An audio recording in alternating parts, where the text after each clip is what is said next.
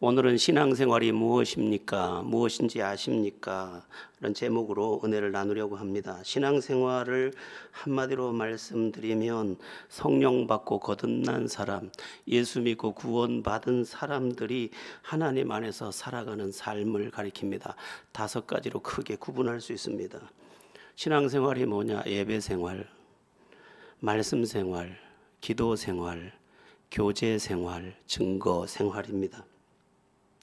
문제는 오늘날의 형편인데 오늘날 많은 사람들이 이 모든 것을 열심히 행하면서도 그 신앙적 삶에 힘이 없다는 것입니다.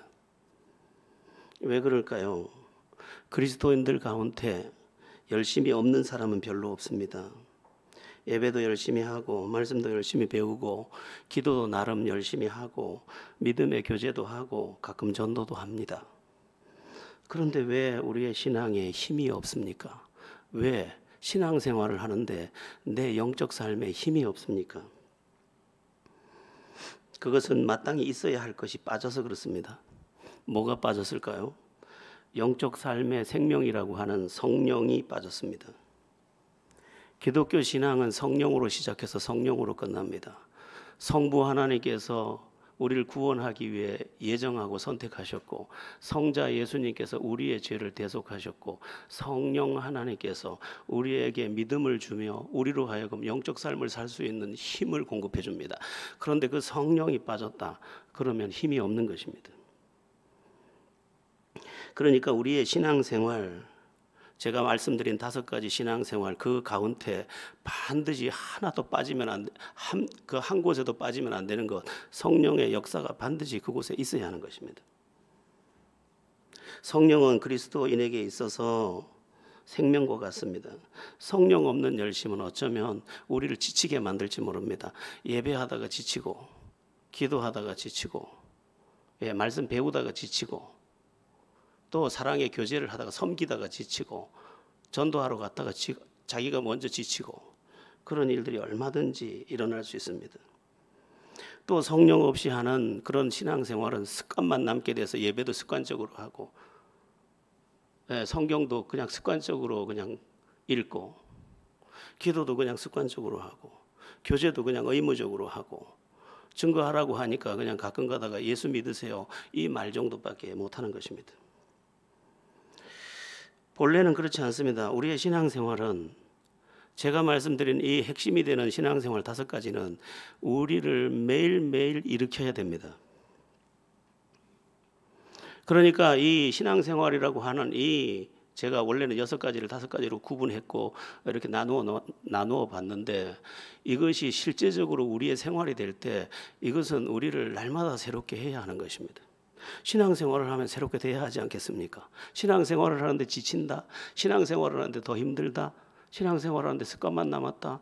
신앙생활을 하는데 판단만 한다. 신앙생활을 하는데 기쁨이 없다. 신앙생활을 하는데 비판만 한다. 신앙생활을 하는데 예수 안 믿는 사람보다 더하다. 이건 심각한 문제가 있는 게 아니겠습니까? 믿을수록 순전해지고 믿을수록 아름다워지고 신앙생활을 더하면 더할수록 나의 모습이 나의 내면이 영롱해져야 하는 것입니다. 그런데 거기에 뭐가 필요하다고요? 성령의 은혜, 성령이 함께할 때만 그게 영적 삶인 것입니다. 저는 일찍이 예수를 처음 믿을 때 방언을 제가 예수 믿은 지 3일 만에 방언을 받았습니다. 혼자 가서 기도하다가 방언을 받았는데 하나님께서 방언을 그냥 안 주고 통변의 은사까지 같이 주었습니다. 이렇게 기도할 수도 있습니다. 내가 강령희 권사님을 사랑합니다. 이렇게 말을 할 때 그 말을 저는 임의로 얼마든지 제가 방언으로 말할 수 있습니다. 나는 한국말로 말하지만 기도도 그래서 옆에 사람이 듣지 않게 하려고 방언으로 얼마든지 말할 수 있습니다. 그런데 제가 나중에 알게 된 게 있습니다. 그게 뭐냐면 입에 붙어 있는 방언은 영적 방언이 아닙니다. 그것은 우리가 한국말을 어려서부터 배웠기 때문에 한국말을 하는 것과 똑같은 것입니다. 방언도 계속 하다 보면 방언이 학습이 돼서 내 안에서 저절로 나옵니다. 지금도 얼마든지 제가 방언으로 말할 수 있습니다. 그런데 제가 기도하다가 성령이 임재해서 나를 주장하는 방언을 할 때는 그건 진짜 방언입니다. 그때 그 방언은 영적인 깊이가 아주 깊습니다. 마찬가지입니다. 우리의 신앙생활 5가지를 제가 말씀드렸는데 이 5가지의 영적인 임재가 있을 때 그게 진짜가 되는 것입니다. 그래서 오늘 이 5가지 가운데 핵심 키로 붙잡고 넣어야 할 게 뭐냐? 성령이 그 가운데 있었느냐? 이거를 묻는 것입니다. 제가 드리는 이 5가지 이야기 속에 성령의 은혜만 있다면 이 5가지 신앙생활은 우리를 일으키고 살리고 또 살리고, 내 영혼 전체가 노래하는 것을 내가 보게 될 것입니다. 한 가지씩 그 내용을 살펴보겠습니다. 첫 번째는 예배 생활입니다. 예배 생활은 기독교 신앙에서 근본이고 핵심입니다. 이 예배는 곧 하나님과 성도가 만나는 만남의 장입니다. 이 예배는 또한 많은 모든 삶에 대한 회복을 주는 자리입니다. 성령께서 함께하는 예배는 우리의 전체 문제를 다 해결해 버립니다. 그래서 여러분들 여기 예배가 끝나고 나갈 때는 희망을 가지고 나가야 되고, 또 이곳에서 나갈 때는 새 사람이 돼서 나가야 되는 것이고, 또 이곳에서 나갈 때는 치유된 영혼을 가지고 나가야 되는 것입니다. 그래서 영적 임재가 있다, 성령이 함께했다, 그러면 그런 일이 벌어지는 것입니다. 누가복음 15장에 나오는 탕자의 이야기와 같습니다. 우리가 잘 아는 탕자의 비유 이야기, 그 이야기의 내용이 뭡니까? 한 부자에게 2 아들이 있었는데 작은 아들이 영악스럽게 아버지에게 가서 이렇게 이야기를 합니다. 아버지, 어차피 죽으면 이 재산 우리한테 줄 건데 내 몫을 미리 떼어 주십시오. 그래서 아버지가 그 재산을 상속해 줍니다. 아마 이 아들이 때를 쓰는 모습이 안 주면 뭔 일이라도 저질 것 같으니까 줬는지 모르겠습니다. 그래서 그 재산을 미리 상속받아서 먼 나라로 갑니다. 먼 나라로 왜 갔겠습니까? 아버지의 간섭을 안 받는 곳으로 간 것입니다. 근데 가서 허랑방탕하다 보니까 돈이라는 게 뭔 힘이 있습니까? 금세 다 탕진을 하고 극한 가뭄까지 들어서 먹을 것도 없는 신세가 되고 할 것도 없는 아주 처참한 신세가 됐는데, 나중에는 돼지 치는 곳으로 가서 돼지를 치다 보니까 흉년이 너무 들어서 돼지 먹는 쥐엄 열매도 얻어먹지 못하는 그러한 비극적 상황이 되었습니다. 그때 그가 생각합니다. 내 아버지 집에는 품꾼도 많고 먹을 것도 많은데 내가 아버지와 하늘에 죄를 지었지만 내가 아버지 집으로 돌아가서 아버지의 아들이라 칭함을 받지 않고 품꾼의 하나로 여겨주소서, 그렇게 아버지한테 가야 되겠다 이렇게 마음먹고 아버지한테로 갑니다.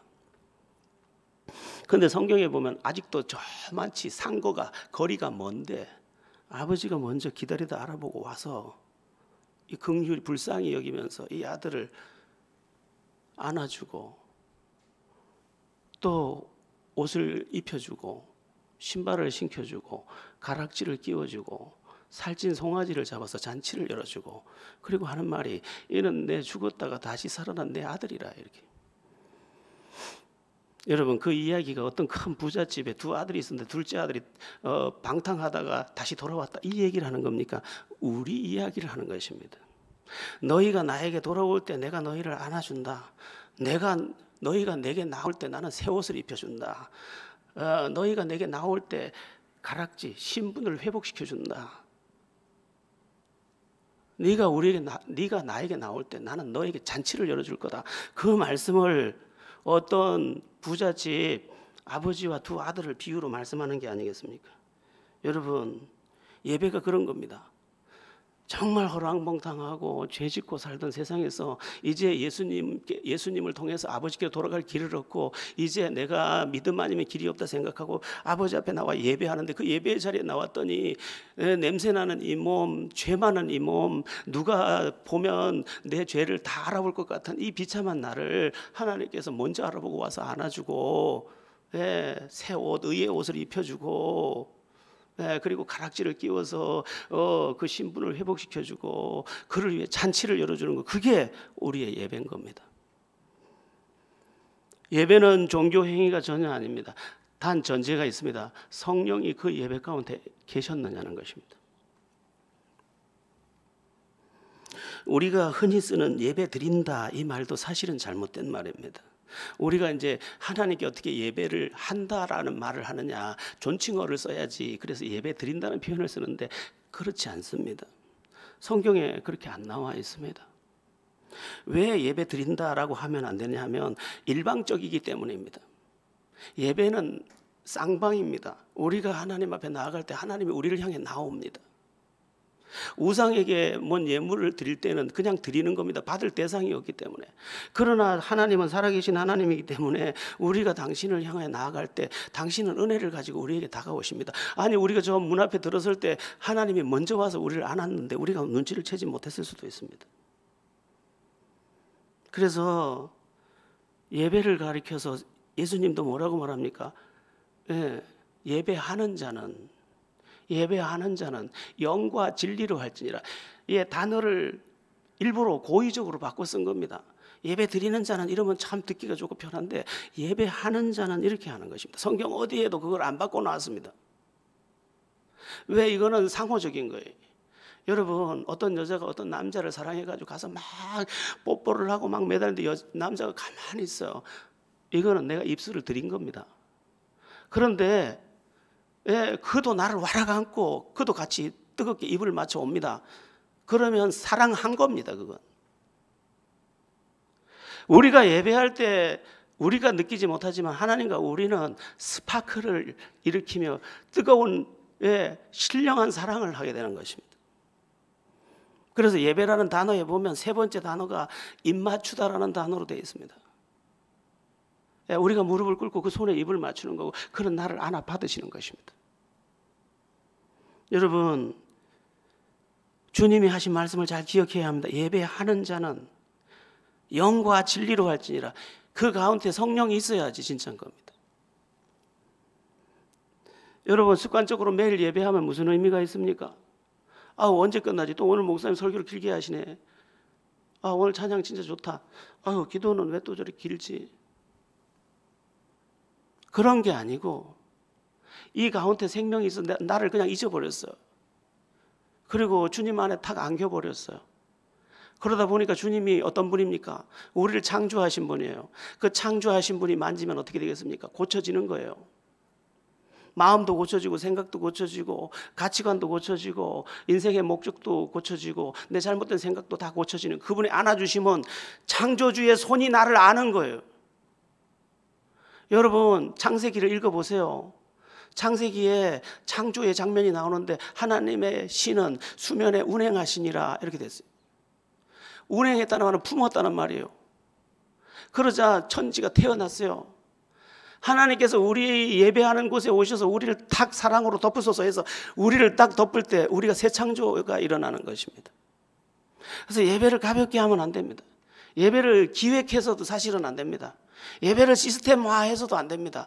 예배는 영적인 것이어야 합니다. 물론 사람의 그 모든 계획과 방법이 동원되지만 하나님을 어떻게 하면 더 가까이 갈 수 있는지를 찾아야 하고 성령이 어떻게 우리 가운데 운행하시는 것을 볼지를 생각해야 합니다.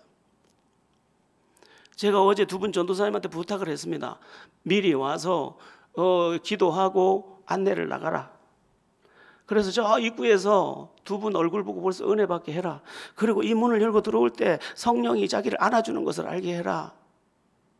하나님이 그런 안아주심 안에 우리가 들어가지 않고는 우린 고장난 상태 그대로, 나쁜 생각 그대로, 분노 그대로, 옛사람 그대로, 고쳐지지 않은 상태 그대로. 그래서 교회 가서는 성도요, 집사요, 권사인데 집에 가서는 그냥 똑같은 안 믿는 사람보다도 더 사나운 그런 우리가 될 수 있는 것이죠. 우리에게 성령의 은혜가 필요합니다.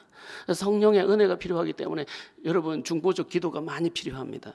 성령 충만을 받는 비결을 다음 시간에 할까 말까 생각도 하는데 성령이 그럼 어떻게 임합니까? 그건 또 설명하려면 너무 길으니까 다음 시간에 한번 준비해 볼까 생각이 듭니다. 여러분, 예배를 가볍게 여기면 안 됩니다. 제가 그래서 늘 얘기하잖아요. 준비된 예배. 먼저 예배가 준비돼야 됩니다. 마음의 준비가 돼야 돼요. 사모함이 있어야 합니다. 제가 참 이상하게 여기는 거 밴드에다가 이렇게 주일날 광고가 올라가는데 왜 거기다가 아주 은혜를 기대합니다. 이 말 한마디 못합니까? 그것도 못합니까? 아깝습니까? 부끄럽습니까? 그거 못합니까? 정말 오늘 성도들이 은혜 받았으면 좋겠다. 모든 성도들이 은혜가 임하기를 원합니다. 이런 것도 못합니까? 그 기본적인 마음, 그 간절함들, 사모함들, 그 어제 저녁부터 막 설레는 사람. 목사는 사실 토요일날 잠을 잘 못 잡니다. 오늘 이 아침이 설레기 때문이죠. 잘 못 잡니다. 우리가 만약 하나님을 기대하면서 성령을 기대하면서 그렇게 예배 자리로 나온다면 우리는 그냥 돌아갈 일이 없을 것입니다. 우리의 예배가, 저는 기대합니다. 우리의 예배가 생명 있는 예배. 그래서 나갈 때는 다른 사람이 나가는 거예요. 들어올 때는 죽을 듯이 들어왔지만 나갈 때는 산 사람이 나가는 거예요. 들어올 때는 아주 고약한 사람이 들어왔지만 나갈 때는 선한 사람이 나가는 거예요. 들어올 때는 분노의 사람이 들어왔지만 나갈 때는 비단결 같은 사람이 나가는 거예요. 그래야 되는 거죠. 그리고 예배가 끝나고 이대로 나갈 수가 없어요. 그래서 더 기도하고 하나님 그렇게 살게 해 주시옵소서. 그럴 때 예배가 종교적인 예식이 아니라 나를 날마다 살리는 예배가 되는 것입니다. 신앙생활이 뭡니까? 예배 생활입니다. 예배 생활이 살아나야 합니다. 예배 생활이 살아나는 방법이 뭡니까? 성령의 임재가 있어야 됩니다. 성령의 임재는 어떻게 일어납니까? 내가 기도하고 준비하고 사모하면서 비롯되는 것입니다. 제자들 교회는 그냥 종교 예식, 아주 화려한 퍼포먼스 다 그거 아무것도 안 해요. 생명이 깃들어요. 생명이. 칼빈은 사각의짝 같은 거 하나 세워놓고 했지만 제네바가 완전히 뒤집혔지 않습니까? 예수님을 구세주로 믿는 여러분들, 예배에서 꼭 성령으로 인해 성공하고 매일이 새로운. 그래 집에 갔는데 그 말씀이 계속 생각이 나는 거예요. 그 음성이 계속 생각이 나는 거예요. 그러고 한 주간을 보내고 나고 또 다음 한 주간을 보내고 나니까 내가 변화돼 버렸네. 내가 새롭게 돼 버렸네. 내가 행복해졌네. 나를 만난 내 가족이 행복하네. 그렇게 되기를 축원합니다. 신앙생활의 두 번째가 뭡니까? 두 번째는 말씀 생활입니다. 내가 이제 하나님의 백성이 됐기 때문에 이제 하나님의 말씀을 가지고 사는 것입니다. 출애굽기를 보면 이 장면이 잘 나와 있습니다. 출애굽기를 공부할 때 굉장히 중요한 분해 요소가 있는데, 애굽은 세상을 의미합니다. 홍해 바다는 세례를 의미합니다. 물 가운데를 걷는 것을 세례를 의미합니다. 광야를 교회를 의미합니다. 광야는. 그 다음에 요단강은 죽음을 의미합니다. 가나안은 천국을 의미합니다. 그런데 이스라엘 백성들이 출애굽기 14장에서 출애굽을 해서 이제 애굽에서 벗어납니다. 하나님의 은혜로 구원받은 겁니다. 그리고 그 십자가의 피를 대신한 유월절 피로 구원받았으니까 예수 그리스도의 피로 구원받은 우리와 똑같습니다. 그리고 요단강을 건널 때 그 물 가운데를 지나면서 세례를 받은 것입니다. 그리고 한 달을 걸어서 어디를 갑니까? 시내산까지 갑니다. 시내산 앞에 도착했을 때 하나님께서 십계명을 줍니다. 이 순서가 매우 중요합니다. 어떻게 중요하냐? 니들이 말씀을 지켰기 때문에 구원받은 게 아니고 구원받았기 때문에 이제부터 말씀을 지켜라, 이 말입니다. 하나님께서 애굽에 있을 때 말씀을 주고 이 말씀을 지키면 너희를 구원할게, 이렇게 한 게 아니고 구원한 다음에 말씀을 줬다, 이 말이에요. 그러니까 내가 뭐 선한 일을 해서 구원받는 게 아니에요. 주님이 건져놓고 우리를 하나님의 말씀대로 살아라, 이렇게 말하는 것입니다. 그런데 말씀을 지키기 위해 필요한 게 있습니다. 그게 뭡니까? 성령의 권능입니다. 뭐 귀에만 들리면 뭐합니까? 아무 소용없어요. 내 생각에만 들리면 뭐합니까? 아무 소용없어요. 그러니까 성령이 그 들리는 말씀 가운데 역사해야 되는 거예요. 오늘 본문 37절 42절까지 보면 성령과 함께하는 말씀의 결과가 나타나는데, 그 말씀을 받은 사람이 마음의 찔림을 받고 하는 말이 우리가 어찌할꼬, 우리가 얼마나 엄청난 죄인인데, 우리가 얼마나 흉악한 죄인인데, 우린 지옥 갈 수밖에 없는데 어떻게 하면 좋아, 그렇게 찔림을 받았다는 거예요. 성령이 역사하는 말씀이. 그랬더니 베드로가 뭐라 해요? 너희는 각각 회개하여 성령을 선물로 받아라. 성령이 너희를 뒤집을 것이다, 이렇게 말씀한 것입니다. 성령의 은혜 안에서 말씀이 폭발한 겁니다. 아, 그 말씀 진짜 좋더라. 아유, 나 그 말씀에 은혜 받았다. 이런 정도가 아니라 그 영혼의 적중이 돼버린 것입니다. 그리고 그날에 세례를 받은 사람이 3,000이나 되었다고 말씀하고 있습니다. 성령이 임하니까 그냥 그 자리에 다 꼬꾸라져 버린 거예요. 말씀에. 중요한 사실이 하나 있습니다. 그게 뭐냐면 베드로의 설교 자체 그 내용만으로 봤을 때 그 설교가 그렇게 대단하고 엄청난 것 같지는 않습니다. 그러니까 이 설교는 저도 할 것 같아요. 베드로가 했던 설교는. 그러나 달랐던 건 뭡니까? 베드로는 이미 성령 충만을 받은 상태였고, 그리고 그 성령 충만을 받은 사람이 말씀을 전할 때 성령이 또 역사하자 거기 몰려왔던 모든 무리들이 다 뒤집어져 버린 것입니다. 똑같은 말씀도 성령 안에서 증거될 때 다르고, 똑같은 말씀도 성령의 역사 안에서 들릴 때 다른 것입니다. 헬라어에서 같은 말씀이라는 뜻을 가지고 있는 두 단어가 있는데, 로고스라는 단어와 레마라는 단어입니다. 로고스는 기록된 말씀이라는 뜻이에요. 기록된 말씀. 그러니까 이게 성경이 뭡니까? 책으로서의 성경이요. 책도 여러 책 중에 하나인 거죠. 수많은 책 중에 하나, 그냥 기록된 말씀이에요. 그런데 여기에 성령이 이 말씀을 움직여서 운동력 있게 사용할 때 이 말씀은 레마라고 말하게 돼요.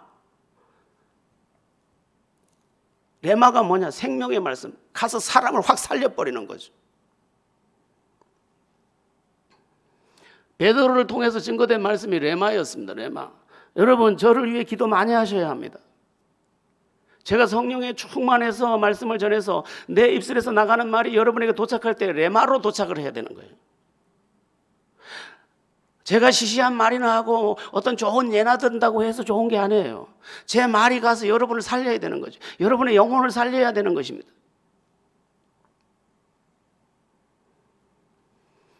제자들 교회 위에 말씀의 폭발이 일어나되 성령으로 말미암아 그런 폭발이 일어나고, 말씀을 들은 사람들이 어찌할꼬 자복하고 회개하고 그 다음에 새 사람이 돼서 일어나고, 그리고 그가 일어나서 하나님의 사람으로 당당히 서는 그런 은혜가 있기를 축원합니다. 총신대학원 교회학 교회사 그 담당 교수였던 박용규, 지금은 제가 다닐 때 그분이 교회사 교수였는데 지금도 있는지 모르겠습니다만, 그분의 평양 대부흥 운동 그 책은 너무 두꺼워서 정말로 분량이 많지만 정말 그냥 읽을 수가 없습니다. 그냥 불덩어리라고 보면 됩니다. 그런데 그 평양 대부흥 운동에서 대표적인 게 뭐냐? 말씀이 선포될 때 그냥 성령이 그냥 막 한마디, 길선주 그 장로가 한마디 했는데도 다 회개하는 거예요. 다 회개하는 거예요. 우리의 신앙생활, 우리의 이 땅에서의 삶 얼마 남지 않은 것 같습니다. 저는 제가 옛날부터 부르던 개인적인 찬송이 있습니다. 그 찬송을 혼자 잘 흥얼거립니다. 잠시 머물 이 세상 헛된 것들 뿐이니 주를 믿는 이 마음 금보다도 귀하다. 그러면 혼자 잘 중얼거립니다. 난 실패하지 말아야지. 나는 주님을 아는 사람이야. 나중에 이 건물을 쳐다보면서 은퇴할 때 후회하지 말아야지. 그때 아쉬워하지 말아야지. 그때 왜 그랬을까 안타까워하지 말아야지. 하나님 안에서 끝까지 깨어 있어야지. 믿음의 승리를 해야지. 선한 목자가 돼야지. 그러나 내가 어떻게 그렇게 하겠습니까? 성령이 와서 나를 만지고 성령이 와서 이 말씀을 사용할 때만 그게 가능하다 이 말이에요. 우리 교회 가운데 말씀의 역사가 성령으로 말미암아 폭발하고 모두를 새롭게 하는 은혜를 일으키게 되기를 예수의 이름으로 축원합니다. 우리의 생명력 넘치는 신앙생활에 대해서 세 번째로 생각할 것은 기도 생활입니다. 기도도 마찬가지입니다. 성령이 함께하는 기도가 진짜 기도입니다. 우리 앉아가지고 막 기도하는 그게 진짜 기도 같죠. 그건 기도의 입구를 건드리는 겁니다. 성령이 함께하는 기도, 여러분 여기 있는 사람 중에 많이 해본 사람 별로 없습니다. 성령이 함께하는 기도를 제가 소개해 드려 볼까요? 여러분이 경험했는지 한번 살펴보십시오. 기도를 한 30분 했을까? 40분 했을까? 1시간 했을까? 그때 뜨거운 마음의 임재가 있습니다. 그리고 이상하게 입에서 아까 했던 기도인데 다시 기도가 시작되는데 마치 잘 정리된 잘 정리된 군대 그 관물대처럼 차곡차곡 성령이 내 기도를 이끌어갑니다. 그리고 그 이끌림 받아서 기도할 때 차곡차곡 그러면서 내 영이 그렇게 기뻐할 수 없습니다. 성령이 말할 수 없는 탄식으로 너희에게 빌바를 알게 하신 사건이 실제로 와서 성령이 와가 차곡차곡. 그래서 아까 했던 기도가 느낌상 너무 허접했구나, 부끄럽구나, 감추고 싶구나 이렇게 생각이 들 정도로. 그리고 성령이 주신 기도 제목은 얼마나 정확한지, 그리고 성령이 주신 기도는 얼마나 권세가 있는지 온 존재를 뜨겁게 합니다. 우리는 기도를 너무 화석화시켜 버렸습니다. 기도가 너무 메말라, 드라이해. 기도하는데 불이 와야 되는 것입니다. 제가 성경을 몇 곳 읽어드리겠습니다. 성령 충만 받은 사람들이 기도할 때 어떤 일이 벌어졌는지 사도행전 4장 31절 빌기를 다하며 모인 곳이 진동하더니 무리가 다 성령이 충만하여 담대히 하나님의 말씀을 전하니라. 기도했는데 그 모인 곳이 막 진동이 막 지진이 일어난 것처럼 진동이 일어났다. 여러분 기도가 종교 행위인지 압니까? 그렇지 않습니다. 진짜 기도는 지축을 뒤흔들어 버리는 거예요. 사도행전 3장 6절 베드로가 이르되 은과 금은 내게 없거니와 내게 있는 것으로 내게 주노니 나사렛 예수 그리스도의 이름으로 일어나 걸으라. 여러분 일어나라고 한다고 일어나겠습니까? 40년 동안 한 번도 일어나 본 적이 없는 예전 번역엔 안진뱅입니다. 지금은 일어나 보지 못한 자라고 기록되어 있는데 40년 동안 한 번도 서보지 않았어요. 그런데 일어나라고 한다고 일어나겠습니까? 그런데 성령 받은 성령 충만한 성령 안에서의 그 명령은 그대로 적중돼서 그가 일어나 걷기도 하고 뛰기도 하며 하나님을 찬미하니라. 성령이 우리 기도에 임재해야 합니다. 성령이 우리의 그리스도의 계절을 만들어야 합니다. 사도행전 12장 5절 이에 베드로는 옥에 갇혔고 교회는 그를 위해 간절히 하나님께 기도하더라. 야고보가 순교를 당했습니다. 며칠 전에. 이제는 베드로 잡아갔습니다. 이제 베드로 순교당할 차례입니다. 그 당시 성도들은 힘이 없으니까 성령을 의지해서 기도했습니다.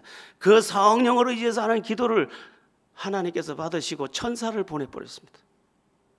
천사를 보내서 감옥에 직접 천수가 들어가서 네 옷을 들어라, 겉옷을 들어라. 그래서 이 꿈인가 하고 따라 들고 이제 따라오라고 따라갔더니 감옥 문이 스르르 열리고 스르르. 그건 꿈인 줄 알고 계속 따라가는 겁니다. 꿈인 줄 알고 가보니까 자기를 위해서 기도하는 집에 도착한 겁니다. 그래서 그 안에서 문지키던 로데라는 계집아이가 와서 베드로가 왔다고 하니까 네가 그의 천사를 본 것이다. 그거 어떻게 감옥에 있는데 여기 왔겠냐. 나와 보니까 천사가 그를 살려서 그를 건져서 감옥에서 건져다가 이 기도하는 무리에게 안겨준 것입니다. 기도가 허접한 종교 행위입니까? 절대로 그렇지 않습니다.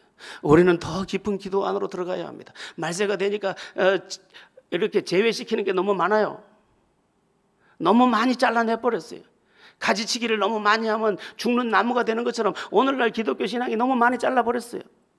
그리고 좋아하는 것만 하려고 해요.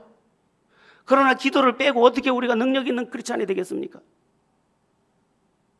두세 사람이 내 이름으로 모인 곳에 나도 그들 중에 있겠노라. 우리가 함께 기도하고 함께 부르짖고 성령을 의지해서 나가지 않으면 우리는 잘라내다가 죽은 나무처럼 죽어버릴 것입니다.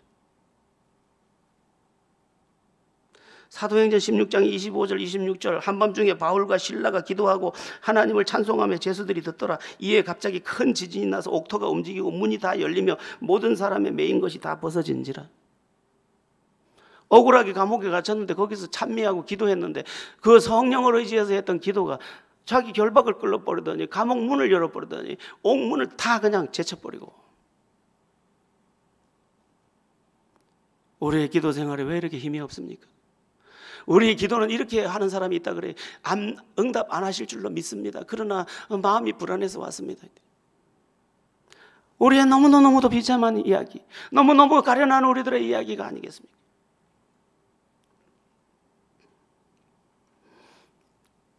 저도 오래전에 어떤 말기 췌장암 진단을 받고 자기가 경영하던 이제 학교에서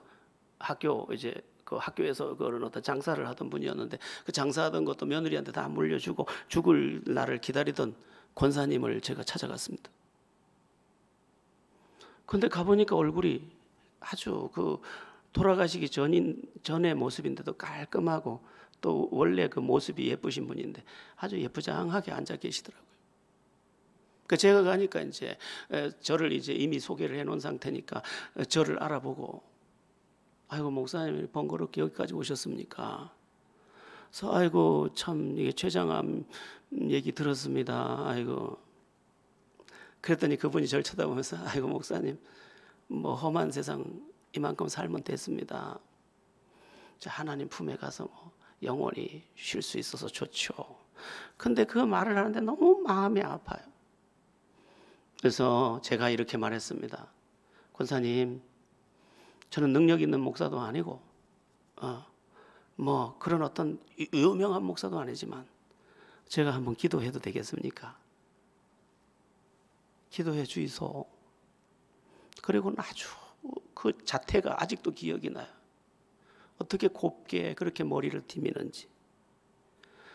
제가 기도하기 시작했습니다. 주 예수여, 주 예수의 이름으로 구합니다. 췌장암이 이 시간 떠나가게 해주시고 유산 다 물려준 거 다시 회복되게 해주시고 뭐 그렇게 기도를 했어요. 근데 이상했어요. 전에 경험하지 못하던 그 기도를 경험했습니다. 내가 그 분 몸 안으로 들어가는 것 같기도 하고 그리고 온몸이 제가 뜨거웠습니다. 그래서 기도를 멈추기가 어려웠어요. 계속 기도했는데 그분도 기도를 얼마나 믿음으로 간절하게 받는지 몰라요. 여러분 기도는 하는 사람의 능력도 있지만 받는 사람의 능력도 있습니다. 그 사모함으로 받는 거예요. 하기는 죽을 날을 요 앞에 두고 있으니까 얼마나 사모함에 받겠어요. 그래서 제가 기도를 마치고 그 기도 받는 게 너무 대단해서 이렇게 말을 했어요. 권사님 기도를 참 잘 받으십니다. 근데 그분이 환하게 웃으시면서 목사님 기도를 참 잘하십니다. 그랬어요.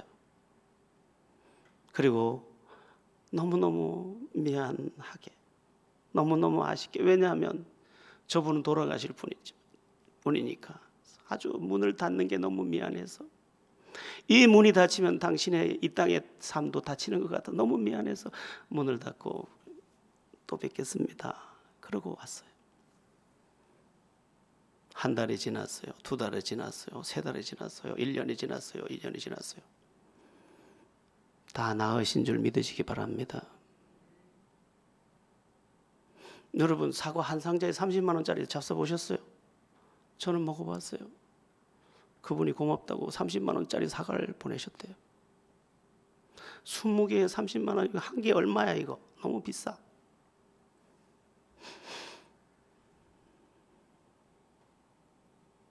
우리의 기도는 살아있습니까? 성령이 역사해야 합니다. 성령이. 기도를 다시 시작하시고 성령 안에서 회복의 역사를 보시기를 축원합니다. 4, 5분밖에 안 남았는데 2개나 남았는데 빨리 해보겠습니다. 4번째 교제 생활. 이 부분도 성령께서 마음을 주장해 주어야 합니다. 교제라는 말은 코이노니아, 믿는 사람들이 서로 교제하는 것을 말합니다. 그런데 성령이 우리 가운데 운행하지 않으면 나쁜 코이노니아가 일어납니다. 서로 말하다가 상처받고, 서로 말하다가 시험 들어버리고, 서로 말하다가 분노하게 되고, 서로 말하다가 쓴뿌리를 건드리게 되고. 성령이 역사해야 합니다. 우리의 교제 가운데 성령이 주시는 그 은혜의 마음 안에서 교제가 오늘 44장에서 47절인데 이걸 읽는 걸로 대신하겠습니다. 우리 44절에서 47절, 44절에서 오늘 본문 44절에서 47절, 예, 우리 같이 한 목소리로 합독합니다. 시작. 믿는 사람이 다 함께 있어 모든 물건을 서로 통용하고 또 재산과 소유를 팔아 각 사람의 필요를 따라 나눠주며 날마다 마음을 같이하여 성전에 모이기를 힘쓰고 집에서 떡을 떼며 기쁨과 순전한 마음으로 음식을 먹고 하나님을 찬미하며 또 온 백성에게 칭송을 받으니 주께서 구원받는 사람을 날마다 더하게 하시니라. 아멘. 예, 이 본문을 한마디로 이제 네 글자로 줄여서 압축한 본문 내용이 뭐냐면 유무상통. 서로 네 것 내 것 없이 다 소통이 되더라는 거예요. 네가 기쁘면 돼, 네가 행복하면 돼. 그게 내 소원이야. 왜? 성령이 자기를 보는 눈을 가리고 저를 보는 눈을 주셨거든. 여러분, 이런 마음을 가지고 이런 영을 가지고 살아가는 그 삶은 어떻게 되겠습니까? 어디 가도 존대를 받는 거예요. 어디 가도 영접을 받는 거예요. 어디 가도 귀한 거예요. 누가 이런 말을 하시길래 깜짝 놀랐어요. 저는요, 어디 직장에 들어가면 사람들이 꼭 누군가 나를 미워하는 사람이 생겨요. 그건 좋은 말이 아닌데 어딜 가도 그러면 안 돼요. 어딜 가도 나를 돕는 사람이 나타나야 돼. 어딜 가도 나를 기뻐하는 사람이 나타나야 돼. 그게 내가 살아있는 거예요.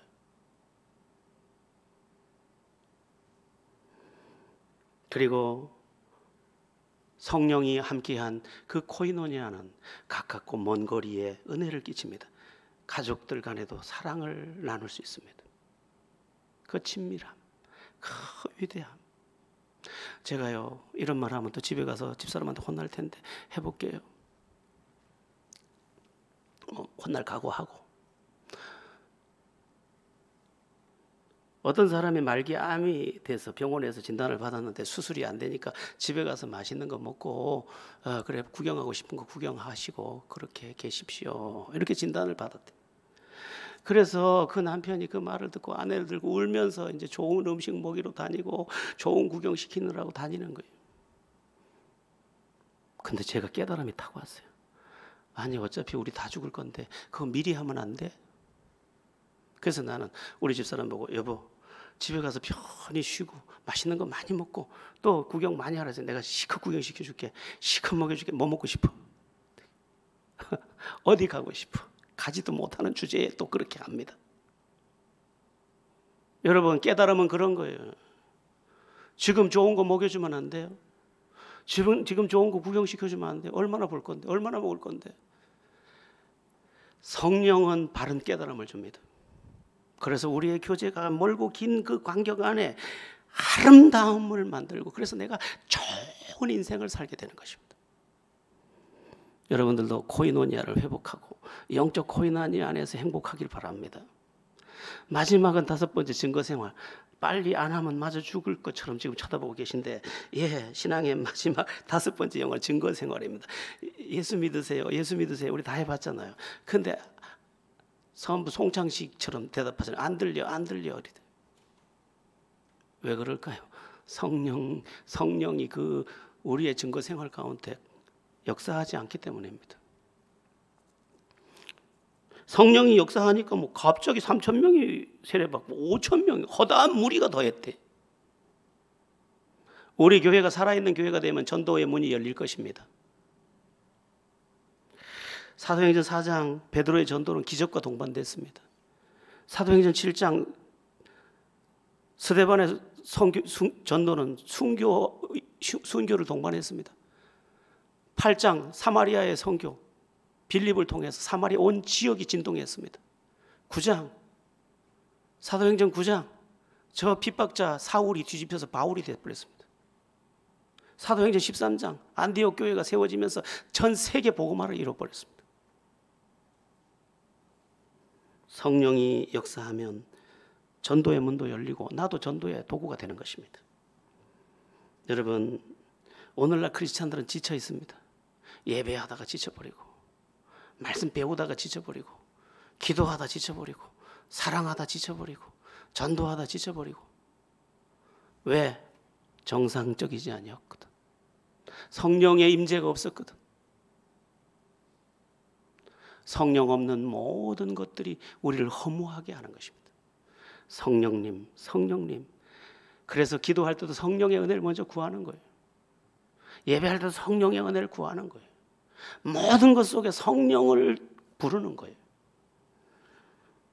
여러분 모두 성령 안에서 이 승리하는 신앙생활, 이 우리가 말씀드렸던 5가지 신앙생활에서 승리와 영광을 보는 은혜가 있기를 예수의 이름으로 축원합니다.